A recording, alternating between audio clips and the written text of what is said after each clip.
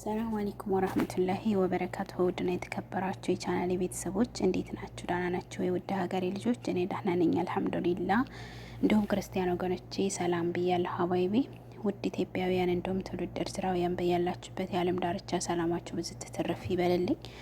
ለዚህ ቻናል አዲስ ከሆናችሁ ላይክ፣ ሼር፣ ሰብስክራይብ ማድረጋችሁን አትርሱ። ሀባይብ ገልቢ በያለንበት አላህ ሱብሃነሁ ወተዓላ ጥላ ከለላ የሆነና ጌታ ማጣትን እሱ ያዝልን፣ የማታ እንጀራ ይስጠን። ሀባይቢ የሰው እጅ እንዳያሳየን የዘወትር ዱዓዬ ነው ይሄ።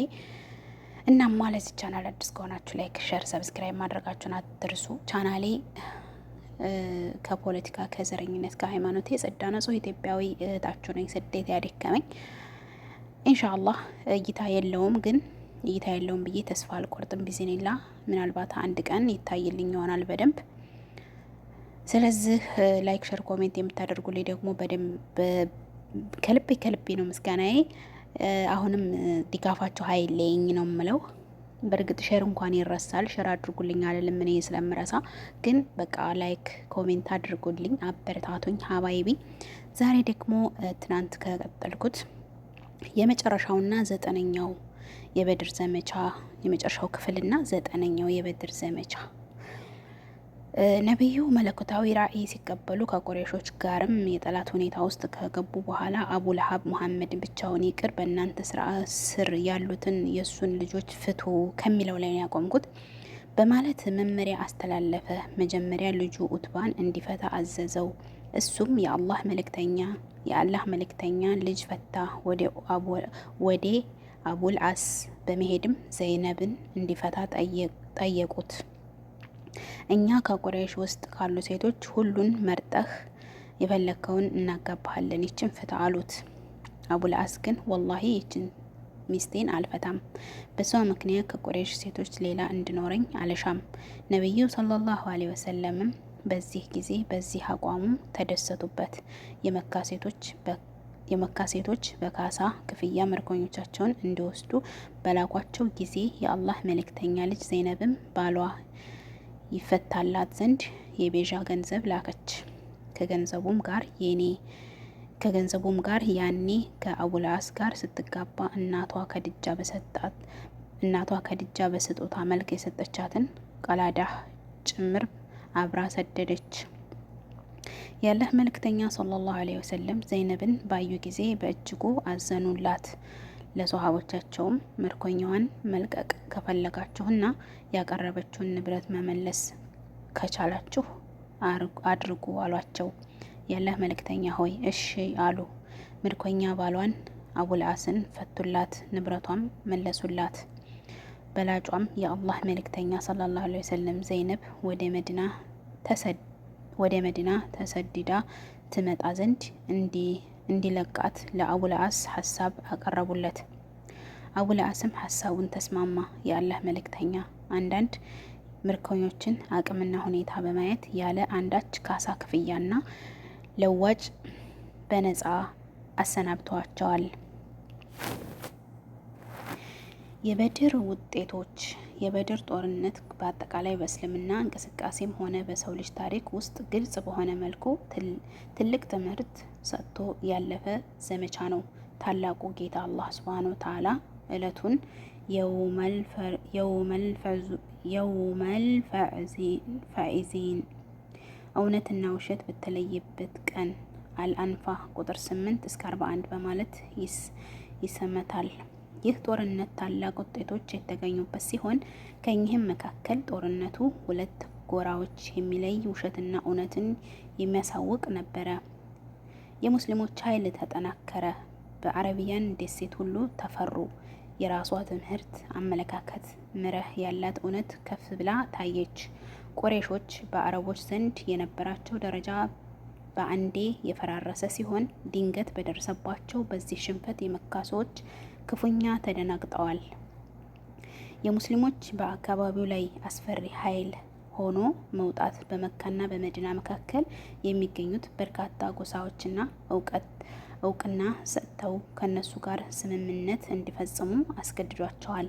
በዚህም የተነሳ ሙስሊሞች ወሳኝ የሆነውን ይህን የንግድ መስመር በዋናነት ሊቆጣጠሩ ችለዋል።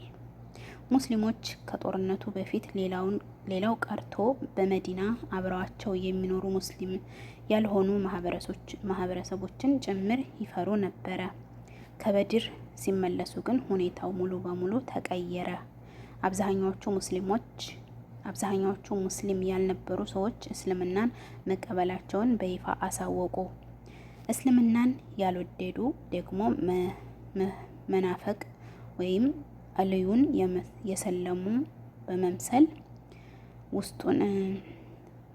ውስጡን ግን ያልሰለሙ መሆኑን መረጡ። በዚህም የተነሳ ሙናፊቅነት መዲና ውስጥ አቆጠቆጠ። አይሁዶች ለሙስሊሞች ያላቸው ጥላቻ ጨመረ።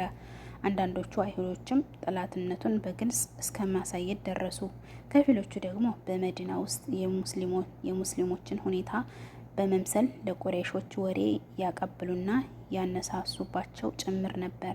የቁረይሽ የንግድ መስመር አደጋ ላይ ወደቀ። በዚህም ቁረይሾች ሙስሊሞችን ስለፈሩ የንግድ መንገዳቸውን በነጅድ በኩል በማድረግ የኢራቅን መስመር ለመምረጥ ተገደዱ።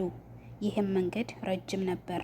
በበድር ቀን ሸሂድ መስዋዕት የሆኑ ሙስሊሞች ቁጥር 14 ሲሆን ከኒህም መካከል 6ቱ የሙጃሂሮች ወይም ከነብዩ ጋር በስደት ከመካ ወደ መዲና የገቡና 8ቱን ደግሞ ከአንሷር የመዲና ሙስሊሞች ወገን ነበሩ። ከሙሽሪኮቹ ደግሞ 70 ሰዎች የተገደሉ ሲሆን 70 ያህሉ ደግሞ ተማርከዋል። አብዛኞቹ ትላልቅና ዋና ዋና የሚባሉ ሰዎች ነበሩ።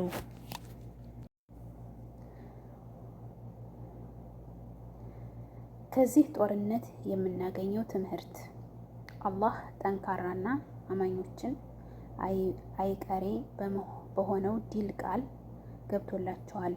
እርሱ ያሻውንም ነገር ፈጽሟል። ግድ ነው። ማንም ከመከሰት አይከለክለውም። አላህ ሐቅን የሚያጸናው ውሸት የሚደመስሰው ጠንካራ ታጋይና ታጋሽ በሆኑ ሰዎች አማካኝነት ነው። እጅ ለእጅ መያያዝ አንድ መሆንና አለመለያየት ስኬትና ለድል የሚያበቃ መንገድ ነው። ጦርነቱን ለማሸነፍ ሙስሊሞች የተከተሉትን ሐዲስ የጦርነት ስልት ጠላትን በከፍተኛ ሁኔታ አደናግጦታል። የአላህ መልእክተኛ ሰለላሁ ዐለይሂ ወሰለም በበድር ላይ ሙሽሪኮችን ካንበረከኩበት ከዚህ የጦርነት ውጊያ ታክቲክ አማኞች ከፍተኛ የሆነ ልምድ አግኝተውበታል።